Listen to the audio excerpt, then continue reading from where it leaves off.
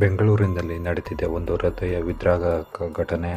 ಮದುವೆಯಾಗಿದ್ದು ಕೇವಲ 2 ತಿಂಗಳಷ್ಟೇ ಆಗಿದ್ದ ಯುವ ದಂಪತಿ ಗಾನವಿ ಮತ್ತು ಅವರ ಗಂಡ ಸೂರಜ್ ಇಬ್ಬರೂ ಕೂಡ ಪ್ರಾಣ ಕಳೆದುಕೊಂಡಿರುವ ಪ್ರಕರಣ ರಾಜ್ಯಾದ್ಯಂತ ದೊಡ್ಡ ಚರ್ಚೆಗೆ ಕಾರಣವಾಗಿದೆ.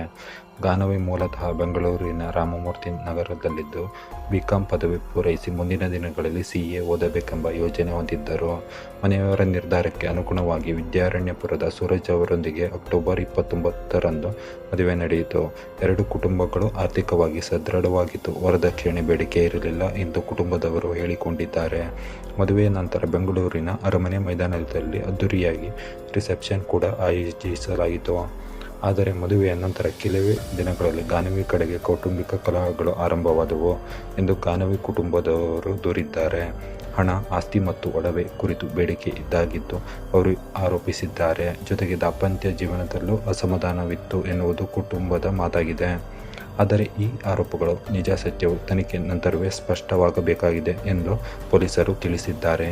ಡಿಸೆಂಬರ್ 21ರಂದು ದಂಪತಿ ಶ್ರೀಲಂಕಾಕ್ಕೆ ಹನಿಮೂನ್ಗೆ ತೆರಳಿದ್ರು. ಆದರೆ ಪ್ಲಾನ್ ಮಾಡಿದ ಅವಧಿಗಿಂತ ಮುಂಚೆಯೇ ಕೇವಲ 2 ದಿನಗಳಲ್ಲಿ ವಾಪಸ್ ಬಂದಿದ್ದಾರೆ.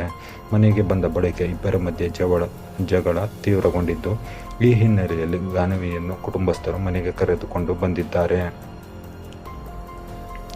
ಕೆಲವೇ ದಿನಗಳ ನಂತರ ಗಾನವಿ ತೀವ್ರ ಮನನೊಂದು ಆತ್ಮಹತ್ಯೆ ಮಾಡಿಕೊಂಡಿದ್ದಾರೆ ಎಂದು ಪೊಲೀಸರು ತಿಳಿಸಿದ್ದಾರೆ. ಡಿಸೆಂಬರ್ 25ರಂದು ಗಾನವಿ ಮೃತಪಟ್ಟರು.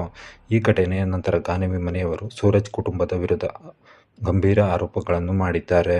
ಈ ಪ್ರಕರಣ ಸಾಮಾಜಿಕ ಜಾಲತಾಣಗಳು ಹಾಗೂ ಮಾಧ್ಯಮಗಳಲ್ಲಿ ದೊಡ್ಡ ಮಟ್ಟದಲ್ಲಿ ಸುದ್ದಿಯಾದ ಹಿನ್ನೆಲೆಯಲ್ಲಿ ಸೂರಜ್ ಕೂಡ ತೀವ್ರ ಮಾನಸಿಕ ಒತ್ತಡ ಅನುಭವಿಸುತ್ತಿದ್ದರು ಎನ್ನಲಾಗುತ್ತಿದೆ. ಮಹಾರಾಷ್ಟ್ರದ ನಾಗಪುರದಲ್ಲಿ ಸೂರಜ್ ಆತ್ಮಹತ್ಯೆ ಮಾಡಿಕೊಂಡಿರುವುದು ದೃಢಪಟ್ಟಿದ್ದು, ಅವರ ತಾಯಿ ಸಹ ಆತ್ಮಹತ್ಯೆಗೆ ಯತ್ನಿಸಿದ್ದು, ಪ್ರಸ್ತುತ ಆಸ್ಪತ್ರೆಯಲ್ಲಿ ಚಿಕಿತ್ಸೆ ಪಡೆಯುತ್ತಿದ್ದಾರೆ. ಇನ್ನೊಂದು ಕಡೆ ಸೂರಜ್ ಕುಟುಂಬದವರು ಗಾನವಿ ಹಿಂದಿನ ಸಂಬಂಧಿತ ವಿಷಯವೇ ಜಗಳಕ್ಕೆ ಕಾರಣವಾಗಿದೆ ಎಂದು ಹೇಳಿಕೊಂಡಿದ್ದಾರೆ. ಆದರೆ ಈ ಆರೋಪವನ್ನು ಗಾನವಿ ಕುಟುಂಬ ತಿರಸ್ಕರಿಸಿದ್ದು, ತಮ್ಮ ಮಗಳು ಅನುಭವಿಸಿದ ನೋವು, ಸಂಕಷ್ಟಕ್ಕೆ ನ್ಯಾಯ ದೊರಕಬೇಕು ಎಂದು ಹೇಳಿದ್ದಾರೆ.